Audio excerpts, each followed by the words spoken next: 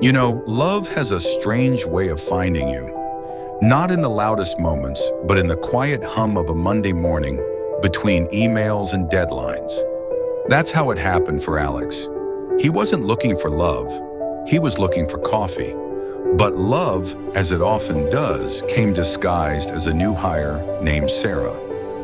Alex worked at a tech consulting firm in downtown Chicago. A guy in his early 30s, well-dressed, calm, polite, and known for his focus. His life was predictable. Wake up, gym, office, emails, reports, home. He didn't have time for chaos, and he didn't want it either. Then came Sarah, mid-20s, fresh from grad school, confident but warm, with a laugh that made even the dullest meetings feel lighter. She joined as a marketing associate. Her first day was a blur of introductions, but Alex remembered one thing clearly: when she smiled at him in the break room while struggling with the coffee machine. "Need help?" he'd asked, amused. "I think this machine hates me," she said, half laughing. He showed her the right button, and for some reason that small moment lingered. That's how every story begins, with something small that doesn't feel important until later. Chapter 1. Shared deadlines and silent glances. Days turned into weeks. Sarah proved herself quickly. Smart, articulate, and creative. Alex began noticing her ideas in meetings, the way she balanced professionalism with empathy. She had a calm confidence that made everyone comfortable, especially him. They started talking more. First about work, then about everything else. Lunches turned from 5-minute quick bites to full conversations about movies, travel, and dreams. One Friday evening, when the office was empty except for them, Sarah looked up from her laptop and said, "You ever realize how quiet it gets after everyone leaves?" Alex smiled. "Yeah, it's peaceful. You can actually hear yourself think." She laughed softly. "Or maybe that's when you start hearing what you try to ignore all day." That line stayed with him for a long time. Chapter 2. The Unspoken Connection. There was never a confession, no "I love you" or grand gestures. Their connection was quiet, like a rhythm only they could hear. Sarah would bring him coffee when she sensed he was stressed.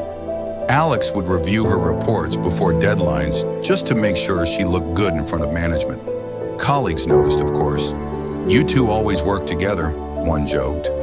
Alex brushed it off, but deep down, it felt right. Late nights at the office became their safe space. One night, as rain fell outside, Sarah said softly, "You ever feel like life's moving too fast?" Alex nodded. "All the time." "Then why do we still run?" she asked. He looked at her for a moment and said, "Maybe because stopping feels scarier." Neither said anything after that, but in silence, something real was forming, something deeper than they understood. Chapter 3. Lines that blur office romances are tricky. They grow in shadows, beautiful but delicate. Alex knew the risks: HR policies, gossip, the pressure of professionalism, so he never crossed the line. But emotionally, they already had. When Sarah got sick for a week, Alex checked on her every day. When he fell behind on a project, she stayed late to help. Their care for each other was quiet but constant. One evening after finishing a tough presentation, Sarah said, "We make a good team, don't we?" He smiled. "Yeah, we do." There was a pause, long enough for the heart to notice, but short enough for the mind to deny. Chapter 4. The Opportunity. Then came the twist life always brings when things get too perfect. Sarah got an offer, a major marketing position in New York, dream job, huge salary, everything she'd worked for. When she told Alex, he smiled and said, "That's amazing, Sarah. You deserve it." But his chest tightened. "I don't know if I should take it," she said quietly. "I'm happy here."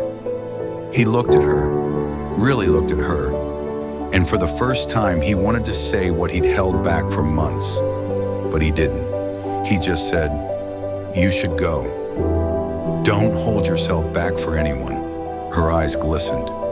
"Even if that someone is you?" He didn't answer. He couldn't.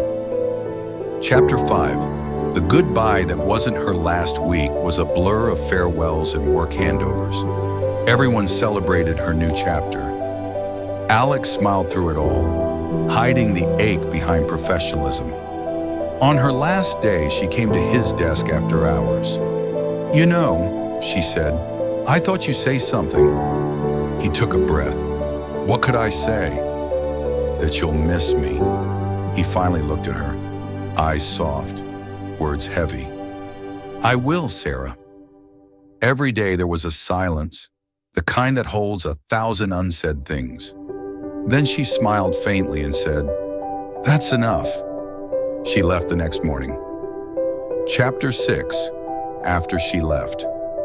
The office felt emptier. The coffee machine still worked, but the coffee never tasted the same.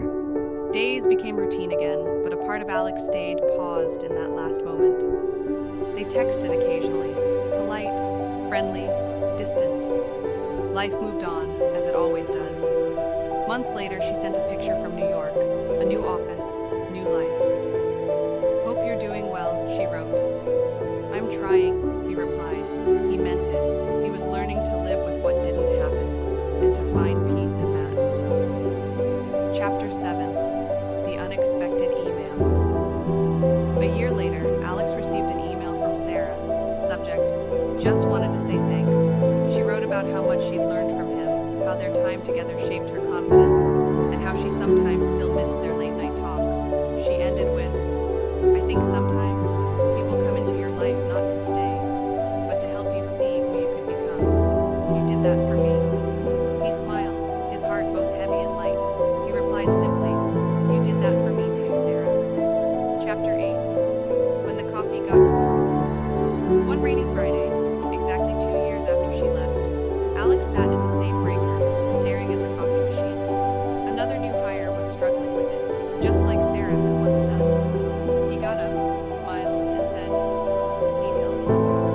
As he showed the new girl which button to press, he realized something. Life doesn't give you the same person twice, but it gives you chances to love differently, to care better, to be kinder. He looked at the window, at the rain, and whispered softly, "Thank you, Sarah." Moral of the story. Sometimes love doesn't mean staying together.